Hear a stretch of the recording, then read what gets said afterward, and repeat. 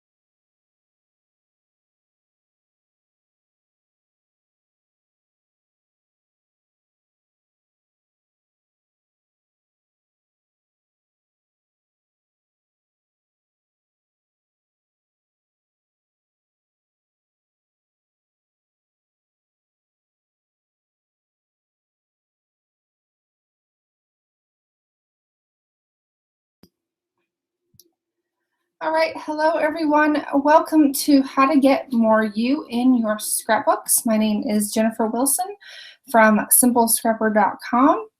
I'm going to turn on my webcam for a minute here. And hey everyone, there we go. And welcome you to this evening's webinar and for joining me. Thank you for joining me here tonight. I like to get started by doing a real quick silly Q&A to help you familiarize yourself with the Q&A box here in Google Hangouts. So if you could send me a silly question, I will be happy to answer that, and we can break the ice a little bit before we get started. We did the same silly Q&A when we did the first round of presentations last week on Thursday, and got some really funny ones, including what was the weather like, and the question I'll ask myself is what is that noise, and so I'm going to let the cat out because that's the noise.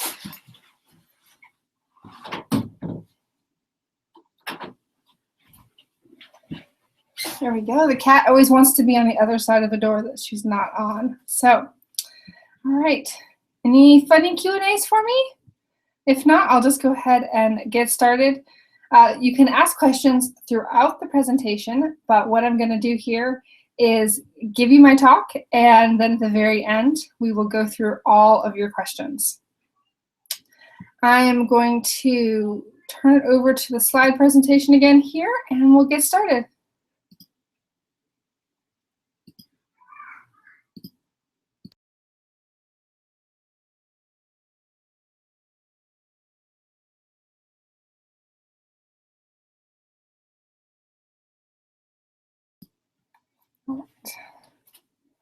Okay, here we go. Again, I do want to welcome you to the webinar tonight. As founder of Simple Scrapper, I am so pleased that I get to share my time with you all, talking all about our favorite subject, scrapbooking. And in tonight's webinar, I'm going to show you dozens of ways to get more you in your scrapbooks, all by sharing a lot of my own personal examples, photos, layouts, and mini books from long ago. I do again want to remind you you can submit questions through the Q&A box here in Google Hangouts. If you are watching on YouTube via the live stream, you're not able to submit questions that way, but if you can join us via the Hangout, I will be able to answer your questions live at the end of the webinar. I'm anticipating that this will go just about an hour. My presentation will be about 30 or 40 minutes, and then at the end, I will answer as many questions as I can.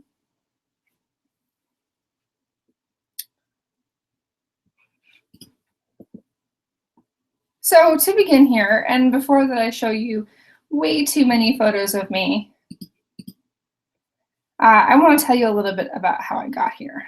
For those who may not know me, I founded the Simple Scrapper website in 2008 as a way to document my own education in the modern ways of scrapbooking.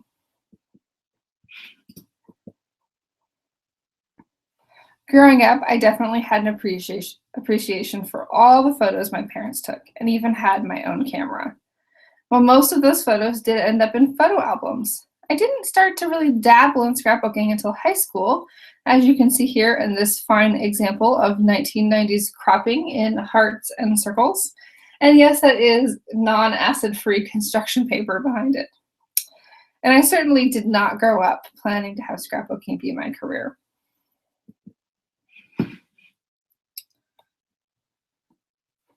In fact, I grew up planning to be a scientist or an engineer. You see, I'm quite a bit left-brained. Some of you may know that about me already. I like to measure and align things. I like to plan and build. And this meant I excelled quite a bit in math and science. But I'm also fortunate that I have a mother that deeply values the arts. So she always had supplies at the ready. And as it turns out, I really love to paint and be creative too. So growing up, I've always done both. In high school, I took both AP Physics and AP Art. In college, I went to environmental science field camp, and I worked for the newspaper. As I grew, eventually getting degrees in geology and water science, my analyses indicated it made more sense to do science. So that's what I did for a while. It was practical, and I could always keep doing my creative things on the side. So I got a job working in Washington, D.C. at the US EPA, and there I was in charge of making sure your tap water didn't have any arsenic in it. And I really loved my job. But no matter how hard I tried, I couldn't quite get the need to make things out of my head. And when shifts in my own personal life saw me moving to Central Illinois, it felt right to really dive in some more. So today, being a scrapbooking educator is my focus, and I still do a little bit of science on the side, but I get to bring all of my analytical skills to you, helping you break down the complications in scrapbooking and tell your stories easily. But I'd be remiss to say that I planted roots in 2008 and nothing has changed. I started as a 100% digital scrapbooker, and now I prefer paper. And I started as a stepmom to 2 teenage boys, and now I have 2 adult stepsons who don't live at home, and a baby girl who's not quite a baby girl anymore, who's now almost 4. So when my daughter was born in 2011, my scrapbook pages and albums became focused on her and all those changes that a tiny human goes through. But the more I became engrossed in documenting everything right in front of me, the more I longed to make sure that I wasn't missing from the picture. I wanted her to know my story just as much as I wanted her to know her own.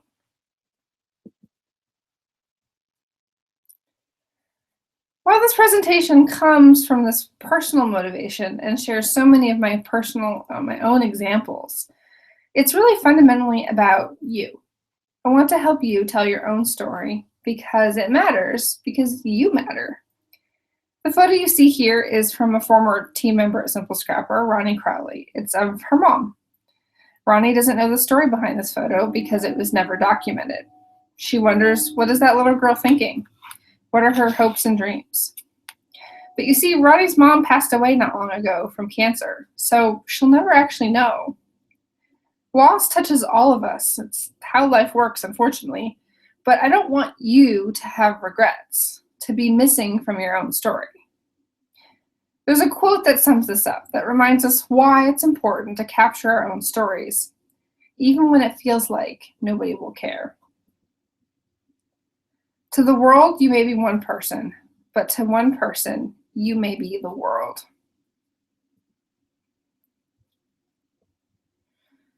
But leaving a legacy is not the only benefit of scrapbooking about yourself, not even by a long shot. There are benefits you can receive in the here and now. You'll feel happier as you express and document gratitude for what you have. You'll better understand yourself and others as you explore what makes you tick. You'll discover new confidence and self-worth as you honor yourself on your pages. You'll experience great motivation to change and support for the process by documenting and sharing your challenges.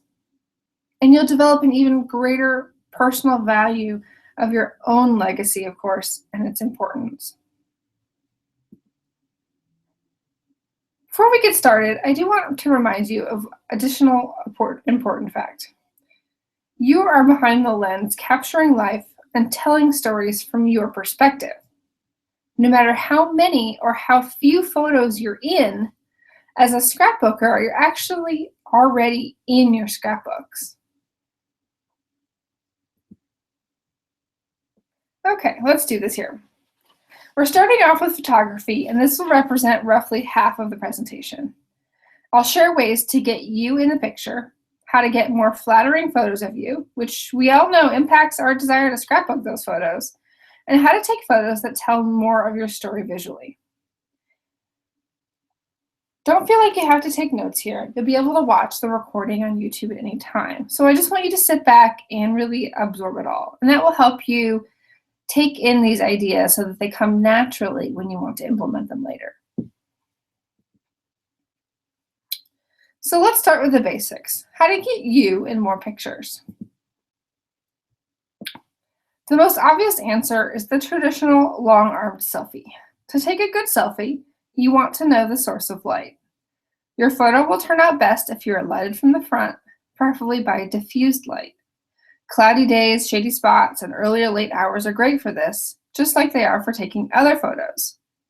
Also, try to look directly at your camera to mimic the look of someone else having taken your photo. And of course, no duck lips, that's just not cool. The Selftimer Selfie is a variation, but offers a lot of creative opportunity. I've been practicing recently with the looking away Selftimer Selfie. This one was taken with the webcam on my computer, but you can use the self-timer on your regular camera or with an app on your phone. I also have a remote control for my big camera, which is really helpful for getting shots of me in action.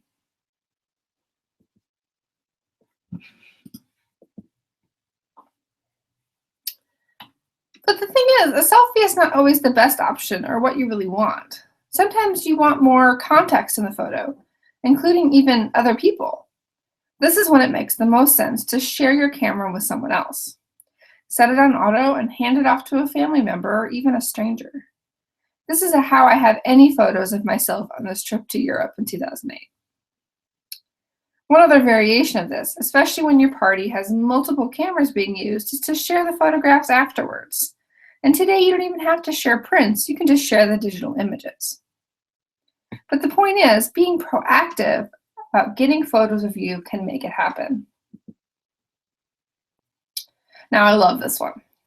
Scanning older photos, such as this one, my first selfie from 1991, is another option to get photos of you for scrapbooking. These can be used to compare with recent photos, or you can tell a recent story with an older photo. I don't have my entire photo library scanned, but instead I have selected key images that stand out most from my past. And I'm always scanning a few more here and there. You can even send photos off to be scanned right now. And sometimes it makes sense to take a screenshot of what's on your computer or your phone, particularly if it shows you, or even take a photo of your computer. Doing this often provides context for what's going on while also getting you in the picture. And finally, don't forget that you can still be a supporting actor and still be in the photo. The important part is that you're there at all. These photos are awesome for showing relationships and connections between people, even if half your head is chopped off. Let's transition now to getting more flattering photos of you. I'm no model, but I've learned several tricks that help me create images that make me feel and look my best. Cropping is my first trick, which may be a little controversial, but I will selectively crop images to move the focus away from me and to another focal point in the photo. I'm still in the photo, like this one of waking my daughter up, but I can feel more at ease by not being the center of attention.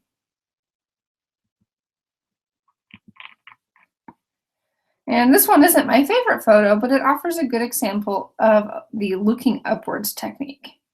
When you do this, it creates a more flattering perspective where any additional chins you may have are minimized.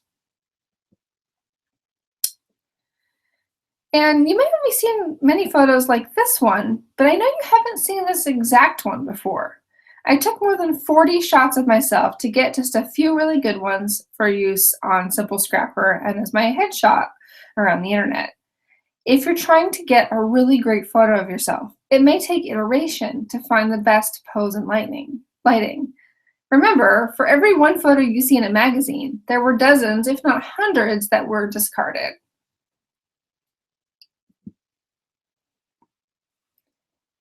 My mom noticed something recently and asked, "Why do you always turn your head that way?" After years of taking photos of myself for the blog, I figured out ways to tilt my head that would produce a flattering photo that I liked. So you'll often see photos of me using the same or similar angle because I know my side.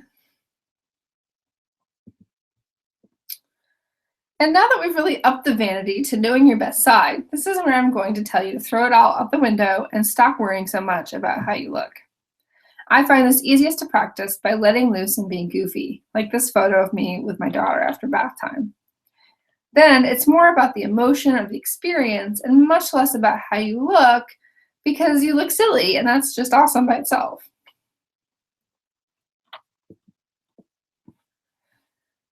There's a few more practical tips too. Filters on your phone apps or in your photo editing software can do wonders to make a photo more flattering, especially for smoothing skin. In Instagram, for example, I use the Valencia filter, and you can even turn a photo black and white to take the focus away from particular features. And finally, you can use creative techniques to take flattering photos that are a little bit different. This image is a snapshot in time, a frozen moment. I told the story on a scrapbook page later, and it didn't really need to include my face to be personal or meaningful. So now this is where it really gets fun, in my opinion. Getting in the image is great, but it's cool when those images really tell a story. So here's some examples of how to accomplish that. Photos that show your feet in a setting are really fun ways to document where you are physically or in life. This image is a travel photo with my famous double tote bag all ready to go because you can always use an extra tote. Photos that offer this from where I stand perspective are often seen as mundane or everyday, but can actually invoke really rich memories. My favorite way to take photos that tell a story is actually to do a series over time. My belly shots while pregnant are a really good example. Here's one around 4 months and another one at 6.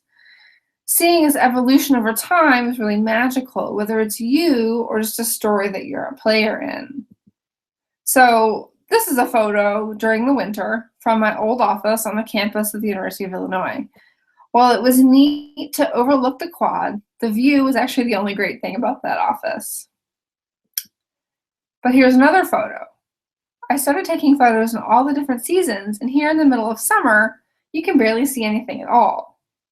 So when you do these kind of series that shows a change, it provides a backdrop for journaling and more deeper reflection that describes the meaning of those changes, the symbolism of what's going on in your own life. And so for me, summers on campus meant more peaceful days because all those students were gone.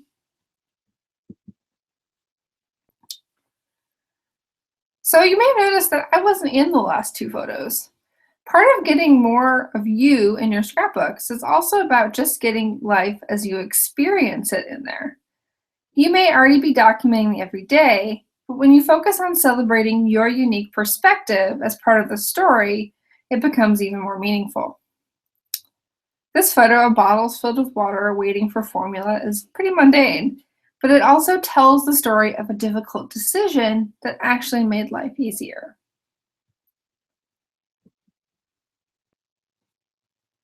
Turning the page here, you can also capture photos of things you love, whether specific items or simply beautiful things you find, like this leaf. When you invite what you love into your albums, either through your photos or the products you choose to scrapbook them, you're getting in the story. And the things that you make also tell more of your story. By honoring what you love to do, whether it's scrapbooking or cooking or something else, you help elevate that activity to one of importance in the eyes of your readers. The activities that you enjoy are part of your story and often reveal so much about your personality and your preferences. Your story can also be captured with images that trigger memories. This colossal set from was one of the very first scrapbooking tools that I bought. It was my very first attempt at the hobby back in 2004. This is also a great way to save a memory without saving the item, especially with these things that it can be more memorabilia associated. Capturing the photos that can trigger memory later are the important part of the record and actually pretty relatively easy to get. And finally, I want you to remember that telling your story doesn't require perfection of any kind. Even if you can only get your hair and your left eye in the picture, a photobomb still documents that you were there, that you lived the story, and it's part of you. All right, so before we get to a selection of examples, I want to touch briefly on capturing your story as it happens and in reflection with words. On the next slide, I'm going to share 7 different ideas to improve this aspect of your scrapbooking. You can send an email to yourself and even set up filters for your inbox so the message gets moved to a specific folder. You can use an all-in-one capture system like Evernote that allows you to not only input writing, but capture snippets from all across the web and even upload images from your phone. You can use apps that prompt you with questions about your day or what you're doing. You can use apps that slurp up the content from all of your social networks, making it easy to see a written record of your life in one place. You can go old school and even keep notebooks or journals for your words. I know some scrapbookers keep a variety of these for specific purposes, such as quotes from family members. You can continually improve upon your ability to write clearly and authentically by practicing it often. Write even when you have no purpose, just to stay tuned up. And you can use specific storytelling prompts to get started. Here at Simple Scrapper, we have our story starters in the membership, and over at Get It Scrap, Debbie Hodge has a tool called Story Swoop that guides you through telling a story. Now here's the deal. Words are fundamentally what separate scrapbooks from photo albums. Words bring our photos to life, but they also become a surrogate when there is no photo. One of the questions I get asked a lot is how to document yourself when there aren't enough photos. You can do a lot with memorabilia and stock photos, but the most powerful way is to simply use your words to describe what you see in a photo that doesn't exist. It's really simple, and it really works. Armed with words and photos, you're ready to scrapbook. For many, this is where the drive to document yourself is actually met with resistance. Maybe it feels awkward, or maybe you don't know what to say. In this section, I've got 8 different story themes, with examples, of course, that can be used over and over to scrapbook about yourself. This is a digital layout created in the fall of 2009. In this layout, I documented all of the things, large and small, that were on my mind and my heart during that moment in time. Layouts that capture you right now offer a glimpse into your everyday ups and downs. This is a digital layout created at the end of 2009 called Have You Seen My Skinny Jeans? In this layout, I documented weight gain over a period of 5 years that also saw a gain in confidence. There are so many iterations of then and now layouts, including ones like this that flip the expected take on a before and after. Capturing you then and now offers a chance to reflect more deeply on what's the same and what's different. You can also capture how a victory changed you. This is a digital page from 2010, and in this layout, I'm celebrating having completed my very first Week in the Life project. I journaled about the highs and lows of participating and what I learned about the overall experience.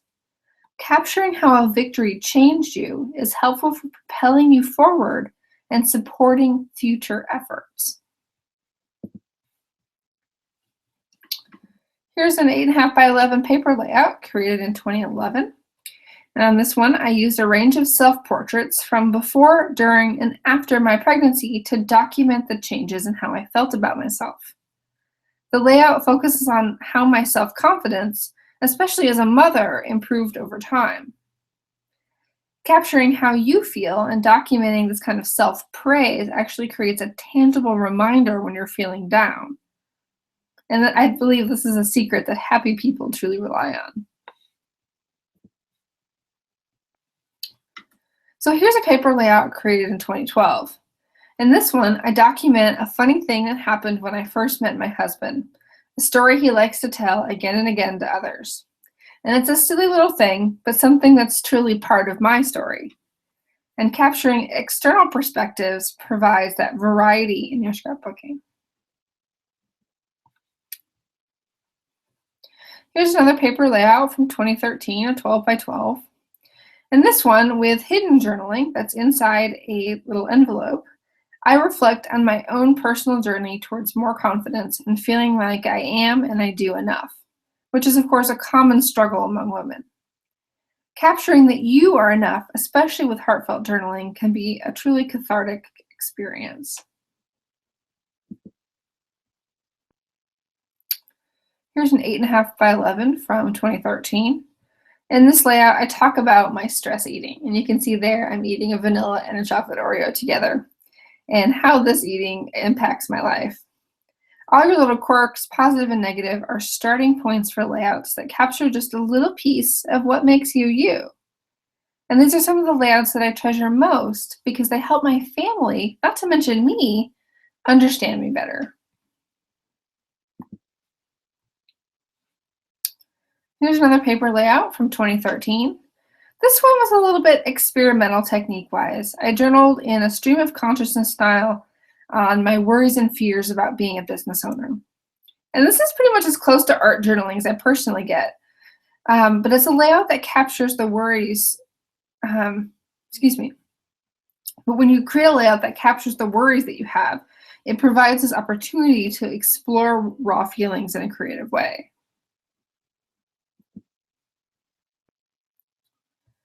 All right, so let's transition here and go in a different direction and talk about special projects. So what I really mean here is albums, large ones and small ones. Putting you in the focus of an album not only impacts the layout choices, but also the projects you choose to take on and the choices you make. In 2010, I created my very first mini book, focusing on my college years. I had hundreds of photos, but I wanted to distill those 4 years into a little discrete package so I could just say, this is done. This one is a 4x4 album with many full-page photos and handwritten journaling. I focused on the memories that came to the surface as I looked at the photos and attempted to roughly capture the highlights of that 4-year period. I included many of the people who played a starring role in my life during those years, including my best friend of now 20 years. I also documented small but striking moments, like how I discovered my favorite place, which is the Lincoln Memorial at night. Fast forward a few more years here and I'm pregnant, capturing every step of the way on Instagram. While I have a huge scrapbook about my daughter, this album is about me and my experience. And this one is 5.5 by 8.5, which is a half letter size. I leaned heavily on printed digital pages in the first 2/3 of the album, which documented my pregnancy. And then the section at the end, the last third, captures her birth using more traditional materials. The one thing that sticks out about this experience is to not overthink it. I remember worrying so much if I was feeling enough, documenting enough of my pregnancy, am I doing this the right way?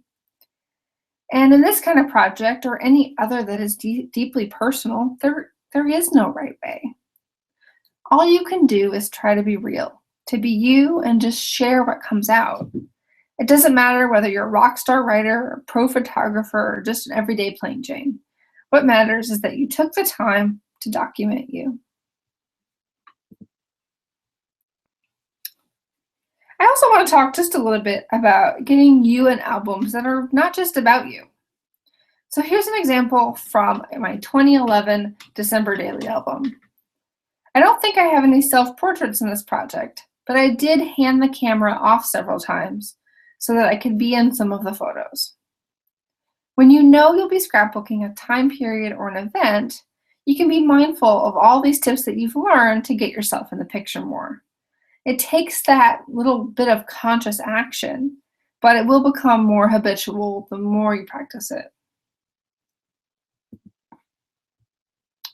So here's another example from 2012, and I really like this one. I wanted to make sure to celebrate me and my right now in the album, even though it really focuses on our family and the seasonal moments.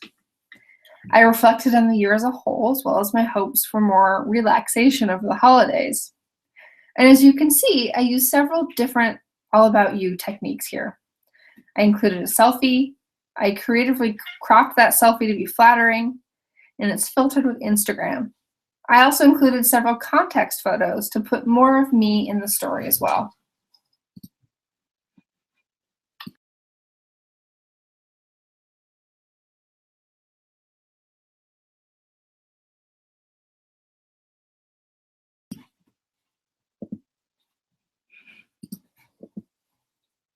So here's another example.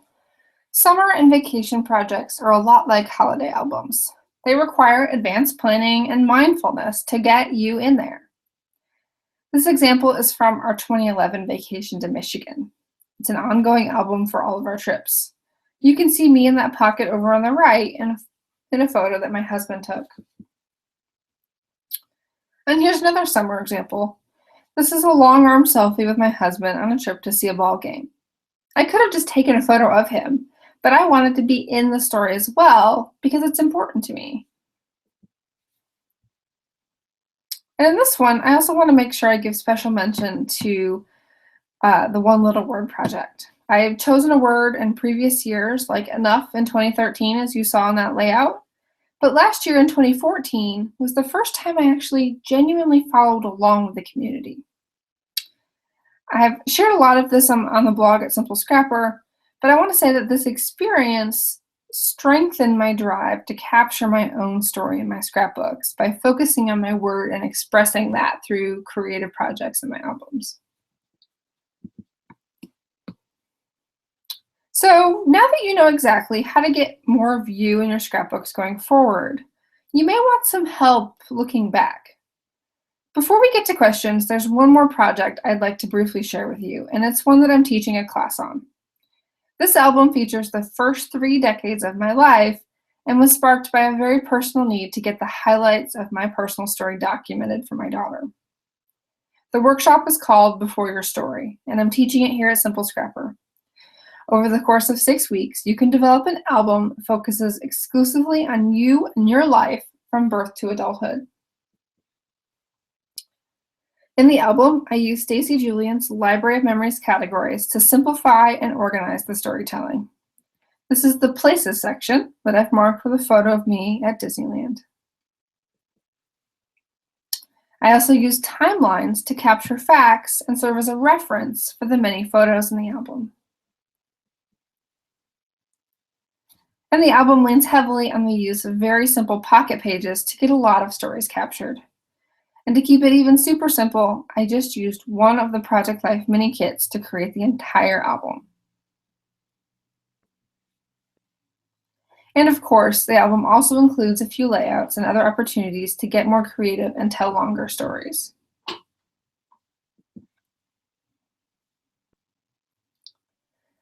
Before Your Story offers a simple approach to autobiographical scrapbooking from birth to adulthood. In this class, I use my left brain magical powers to make the project easy for you with worksheets, prompts, and diagrams. I even help you break down decades of memories into specific snippets to document. I'll even share a range of variations to help make the project work for your style and needs. The class begins this Thursday, September 17th, and you can learn more about it at simplescrapper.com/story. And as a special thank you for being live on the webinar tonight, I'm offering a coupon code for you to take $10 off your workshop enrollment.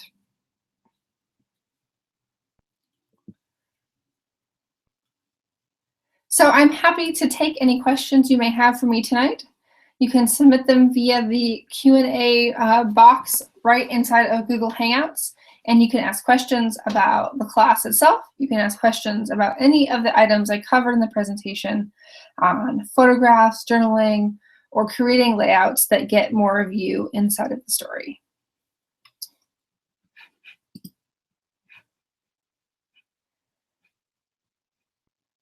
See here, I'm going to turn my video on for you. Stop screen sharing. There we go. So if you want to send me some questions, I will be happy and eager to answer them for you tonight. Let's see here. And as I said, you can ask questions about any parts of the presentation or even the workshop itself. This is the second time that I'm teaching Before Your Story. The first time was at Big Picture classes in 2014. And if you happen to take it live there, you can email help@simplescrapper.com. That's just a regular customer service email address to get a very deeply discounted alumni rate. And it's really just an admin fee to be able to get you into our system here at Simple Scrapper.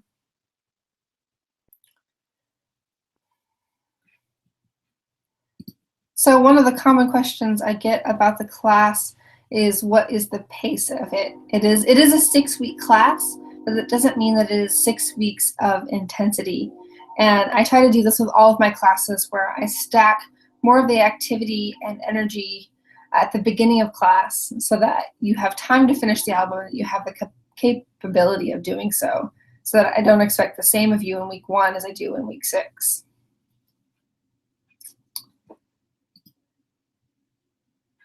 All right.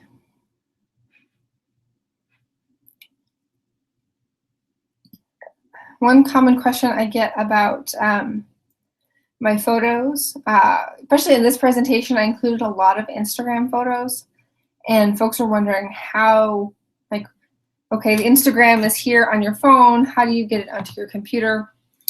Most of the time with most phones, you can plug that right into your computer with the USB cable, or even use services like PhotoStream on your iPhone, or you can even use Dropbox to transfer photos to your computer, and then they can be printed like any other photo.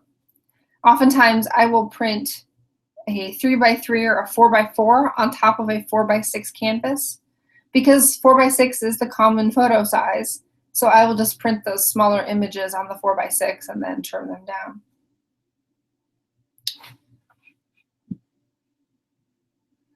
Let's see here, Erica's asking, I am really interested in taking the class, but the timing isn't good for her. Will you be offering the class again? Erica, to be honest, the answer is I'm not totally sure.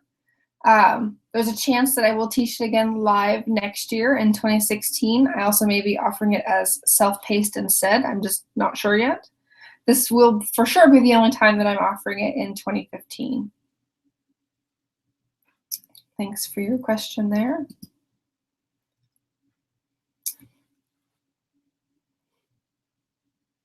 One question I received previously was, have I ever used a selfie stick? And the answer is no.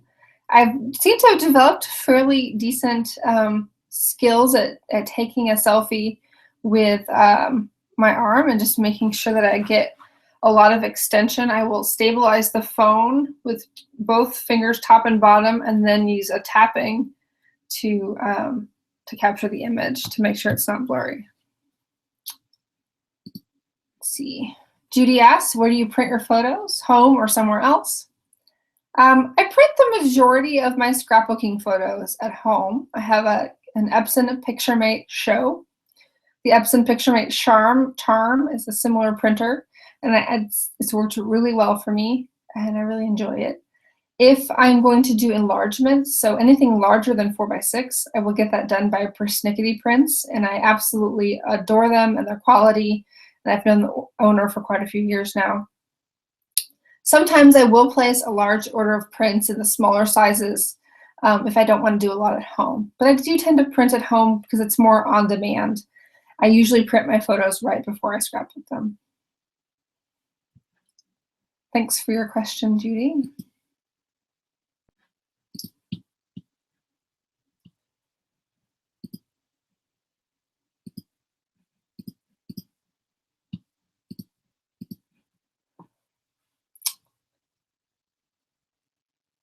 Well, I want to thank you for being on the webinar tonight. This was how to get more you in your scrapbooks. And if you do have any follow-up questions, you're welcome to email me at jennifer@simplescrapper.com. And again, the website for Before Your Story is just simplescrapper.com/story. Looks like Judy has another question here. How do you do your 4x4 prints? So what I will do is inside of Photoshop, or you can use Photoshop Elements, or inside of Lightroom, you can put a 4x4 photo on top of a 4x6 canvas. And you can even do this with the software that comes with your printer, where you tell it not to stretch the photo to the 4x6 and to keep the aspect ratio of 1:1.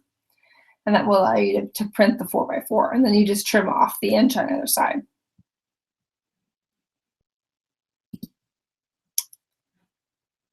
All right. Last call for questions tonight. I always enjoy getting a chance to make sure that there's no questions left in your mind and that we're all on the same page.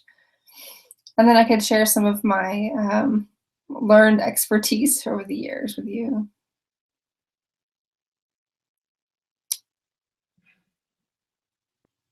All right, here.